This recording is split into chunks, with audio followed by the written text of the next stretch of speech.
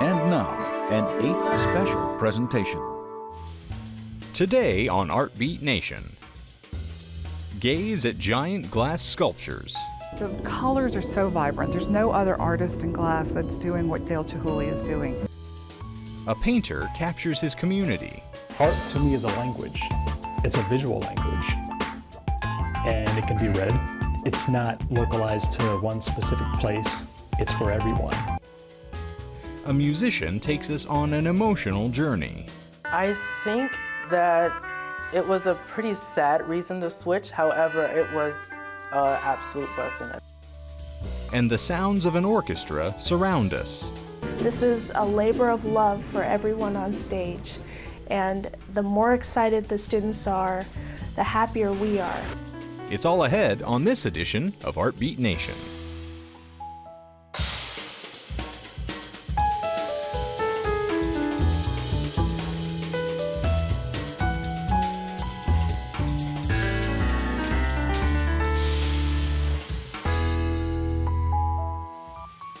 Funding for Artbeat Nation is made possible by contributions to 8 from viewers like you.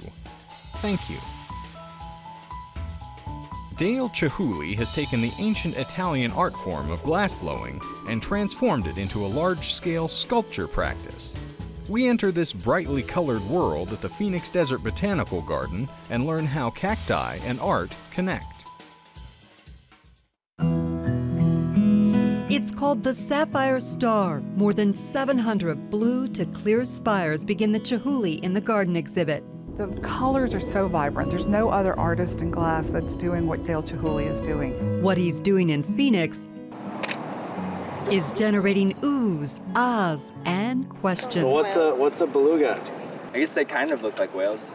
So do you think it's like this big, like, fish hook? Each piece, from this chandelier to the scarlet and yellow icicle tower, is created by a team of glass blowers with final approval coming from Dale Chihuly. He is probably the most successful artist to exhibit in gardens around the world.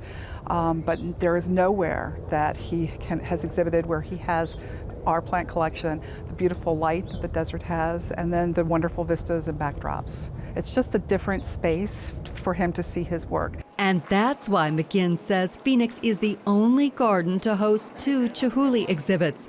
The first was in 2008. And we had over 500,000 people visited the garden in 6 months, which was a record for us. This exhibit features 21 installations spread across 55 acres. Chihuly's signature in every show that I've ever seen, whether it's a fine art museum or a garden, is a boat. He's a collector of boats. He collects many, many things, but one of the things he's an avid collector of are these antique wooden boats. This boat was actually a tender. It dates back to the 1800s, so they're quite fragile when they come.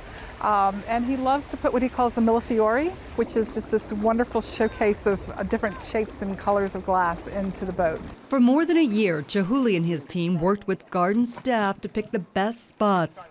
Moving the artwork from Chihuly's studio in Seattle to a canvas in the desert took patience. The glass came in 6 tractor-trailer trucks over the course of 3 days. They come in hundreds of boxes, and each box contains pieces of each of the installations. Chihuly sends a team of 12 down to help us through the installation. They actually do the physical installation itself, and it took us about 2 weeks to get it all installed. The sun was the largest installation. It took the longest to install, about 3.5 days. It took a team of 5 Chihuly installers, and it has 2,000 pieces of glass. Some colors and shapes are so striking you can't miss them, like these yellow herons. Very graceful, and they're sitting in the among herbs. So as you're standing and looking at the piece, you're also smelling lavender and thyme. There's a chocolate flower. So it's just this wonderful sensory experience.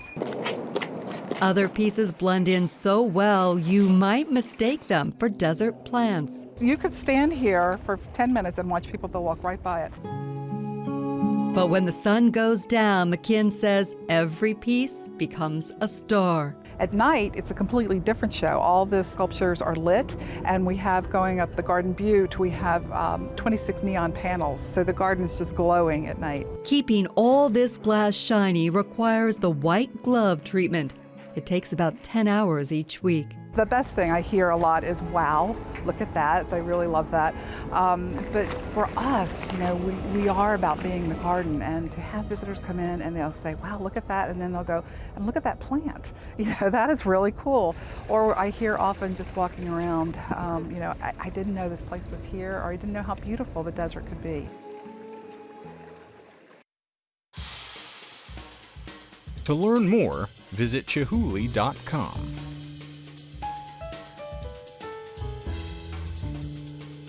Las Vegas painter Joseph Watson spends his time observing the world around him and translating his observations onto paint and paper. Up next, learn about Watson's process and his dedication to his community that goes beyond the canvas.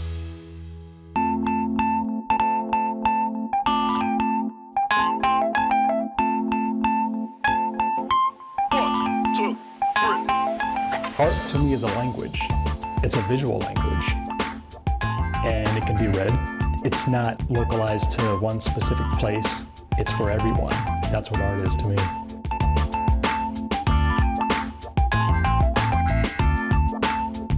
We're in the Arts District, specifically the Arts Factory.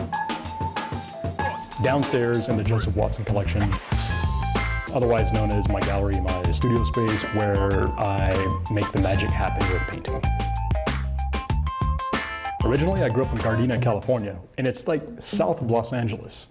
I first knew I was going to be an artist when I didn't get picked for the basketball team, football team, baseball team, and I sat on the bench about 20 times, and I just started sketching. So I had a pretty early start in art and expressing myself.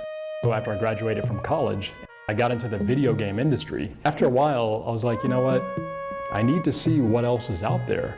So, came out to Vegas, and it was just what I needed. I saw Vegas as one big blank canvas, and I was ready to paint. The working title of this piece is The River of Rhythms.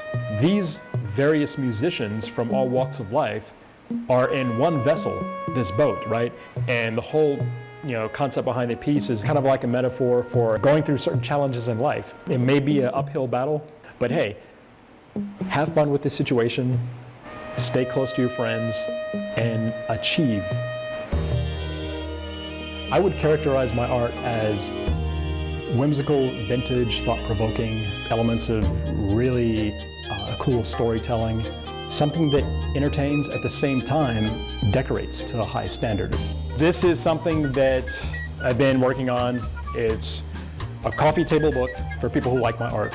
This is one of my more recognizable pieces titled Morning Rush. And believe it or not, all of these people existed in a real coffee shop. What I did was I sketched each one of the people down. I went home and I drew them into this piece. So after about a month, I have about like 60 characters or so in this piece. My ideas, a lot of times they fall out of the sky. I guess in the back of my head, I kind of formulate a particular theme that best fits a particular situation. I did this one piece, for example, titled Connect, and it's basically a time span piece of before and after. I really wanted to capture that experience of change, so I created this bridge. Everybody going from the left side of the bridge to the right is themselves 10 years ago, and everybody going from the right to the left is how they are now. This piece was inspired by my 10-year high school reunion. The strongest subject matter is one that's near and dear to your heart and something that's in your life every day. This particular piece here is titled Blue Afternoon. So I was like, what am I gonna do? And I looked around and my eyes gazed on this bouquet. And I'm like, that's it, urban still life. This is titled Through Disaster, and there's like an oil slick, and this flower is sprouting from it, and it's like untouched. What I like to do with my art in the gallery is attempt to have accolades from the seasoned collectors, but what about all the other people? What about the people who can't afford a high-end original? I like to provide them with something that looks high-end for an attainable price. So that's when these came about. It's just my responsibility as an artist to make myself available for all. There's a very well-known piece that I created called Sunday at the Swap Meet, and that depicts Sunday lifestyle at an open-air flea market. This is where I actually launched my art career back in 1989, 1990 in Gardena, California. Set up a booth, airbrush t-shirts, thousands and thousands of them, and Sundays were really slow. So what I wanted to do was create a piece that captured that whole experience as an art vendor, an artist. You'll see all sorts of neat hidden things in this piece. The community that I actually grew up in, it had a mix of African Americans and Hispanic in the same neighborhood, so I really like to capture that special experience and portray it in my art. I've been fortunate enough to be part of a public art project in the historic West Las Vegas neighborhood. I was recognized, as an African American artist to contribute to the community, and it was an honor. I painted electrical utility boxes, and what I did was I took a theme of inspiring people. I took an image that I created of one girl, and I portrayed her traveling around the box, and basically she's like 20 different occupations, all very positive. What I wanted to achieve with that particular box was you could be anything if you put your mind to it. I take pride in being an African American artist in Las Vegas, but at the same time, I want to make sure that I'm the everybody kind of artist. I firmly believe that it's not just a pretty picture that you're responsible for creating, it's a beautiful idea as well. And when you merge the two, you could see the viewers' faces light up and a huge grin when they see it, like, wow, just something goes off in their head. And I believe that sort of connection is necessary with art. I'm not a very outspoken person, pretty quiet, but I speak through my art, so it gives me a voice that's universal, that everybody can appreciate. So painting allows me to speak to everybody. That's why I find it so magical. My goal is for people to enjoy what I create, to create something and impact the world in a positive way. To learn more, visit josephwatsoncollection.com. In this segment, meet classical musician Miles Harlan. Harlan has overcome many struggles, from bullying to financial troubles, but he found a way to thrive through the power of music. When I perform, it's always the same feeling. You get the butterflies in the stomach, and that just really shows that you care about what you're doing. You want to perform the best. When I perform, I put a very, very high expectation on myself, and it really helps me, it drives me. When I was younger, I got into music by listening to many artists who I loved. Like, my mom always played different CDs by Aretha Franklin and Miles Davis, which is who I was named after, and she loved him, and James Brown, and we heard some things from Destiny's Child and Beyonce around the house.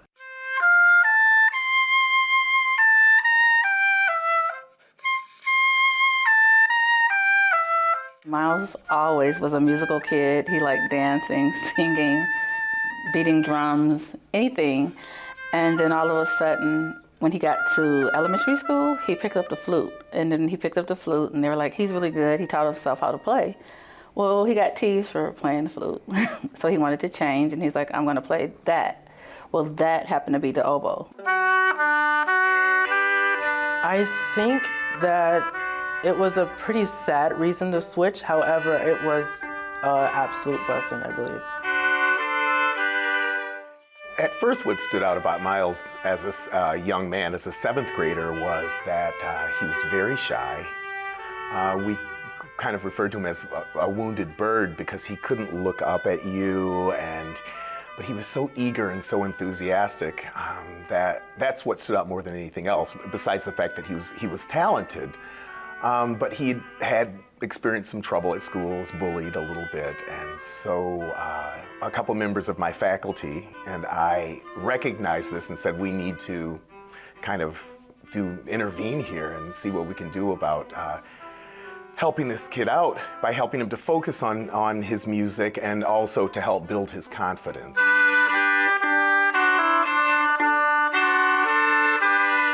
It's truly a blessing. These people didn't know us. I didn't come out and say, hey, wave the flag, we need help. They just gravitated and saw our story. We're pretty private. We just get by on what we can, and these people believed in the arts, believed in Miles, wanted him to know that everybody in the world isn't, mean, and it could be better, and you can do what you love and be happy, and it changed his life. I mean, it really changed his life.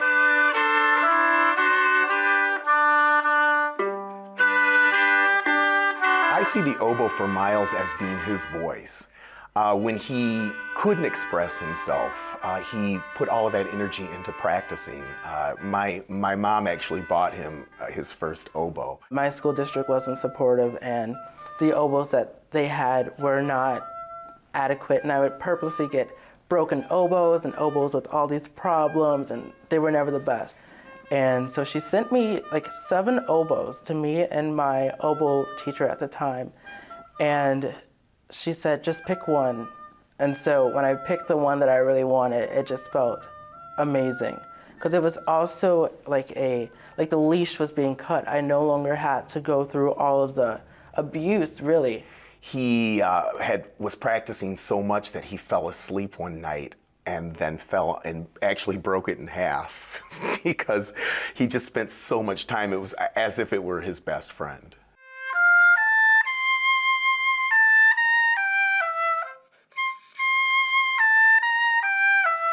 My mom taught me that when I perform, it's always about the passion of playing the oboe, so I try to get really in the mindset of the piece, which means that sometimes when I perform, I may come to the oboe very sad if I'm playing a piece about, they're so crazy with operatic oboe solos. I mean, someone's wife could have died, or, and when you really get into that character, the way the audience sees it can be really great if you really dive into it and become passionate about what you're doing.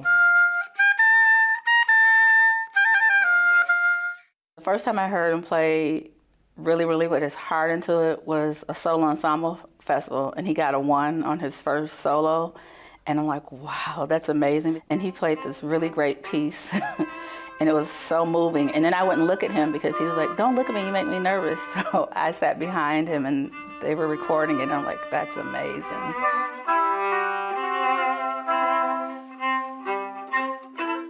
Throughout my life, I have had so many ups and downs, and it's a story in itself. So I can take those emotions that I take from other places. And for instance, if I'm playing a very sad, melancholy piece, my mother and I, when I was 9 years old, we lost our home. And although I was not very sad about the incident or the event, I was more sad, shockingly I guess, of how my mom looked during that moment and when she was crying. And I can try to find that same emotion. Whether if the audience feels sad after performance or whether if they're happy or mad, I know that I've done my job because I have connected with them and changed their emotions on something in some kind of way. Miles is more like the lotus, growing out of mud and then blossoming. I know that he's happy. There was a time when I could honestly sit and say that I'm not sure that he was happy. His oboe was like his security blanket. It was where he went to, that place he went to when things were bad. And now he loves it. He got a scholarship to Interlochen. He won the Artistic Excellence Scholarship. Got a scholarship to college. The oboe has allowed me to have great friends, great mentors, and it really has allowed a great impact on me, and it has totally shaped my life, what I plan to do. It was really a new route that I had not expected to take, and it has allowed a great life for me, and it has really prepared a great life for me. Going to Interlochen Arts Academy as being an alumni from that is really amazing. And it has also gotten me into Vanderbilt University. The same school that James Patterson went to is amazing. And being in Nashville, Tennessee, it's all too good to be true, really.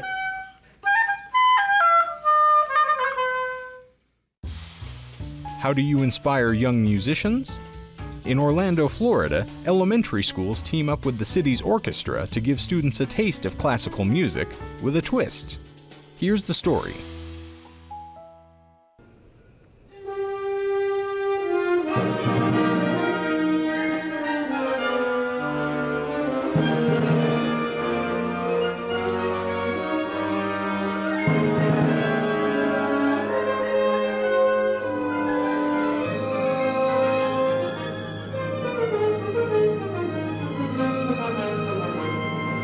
The Young People's Concerts presented by the Orlando Philharmonic have been in place for over 20 years. For many of these students, this is the first time that they ever see a live orchestra.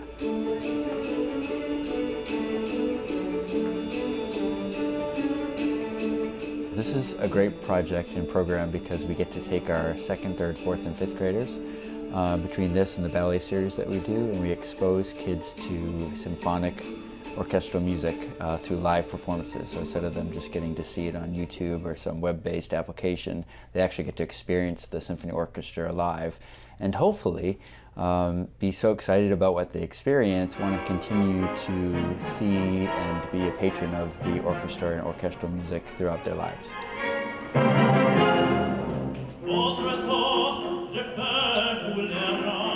We study music in elementary school, and in any grade level, orchestral music is a big part of the history of music, obviously, and this is just an amazing way for them to be able to take what they're learning in class and move it out into the community, and again, to really experience live music and live musicians.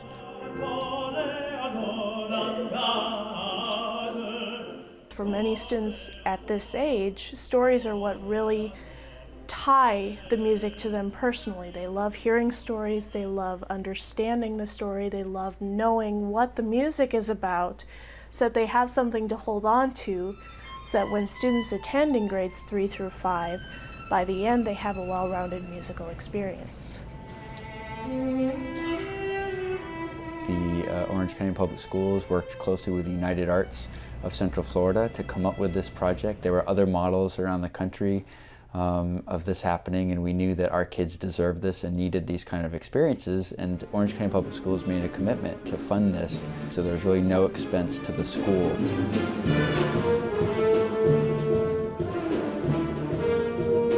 This is a labor of love for everyone on stage, and the more excited the students are, the happier we are.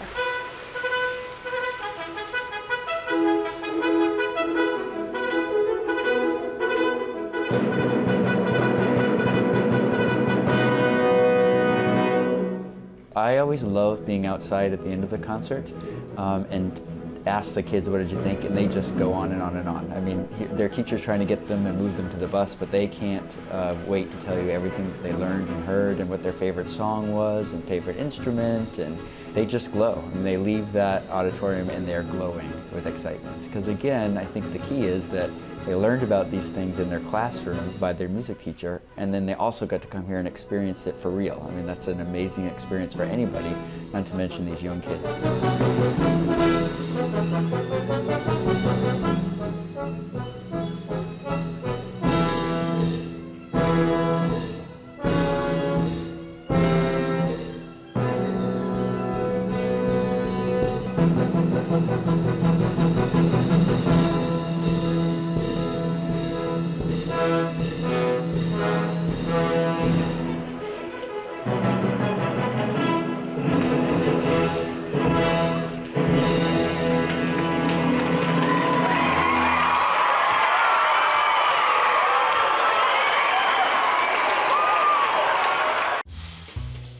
To learn more about the program, visit orlandophil.org. For more arts and culture, visit azpbs.org/artbeat, where you'll find feature videos and information on the Arizona arts scene. Funding for Artbeat Nation was made possible by contributions to 8 from viewers like you. Thank you.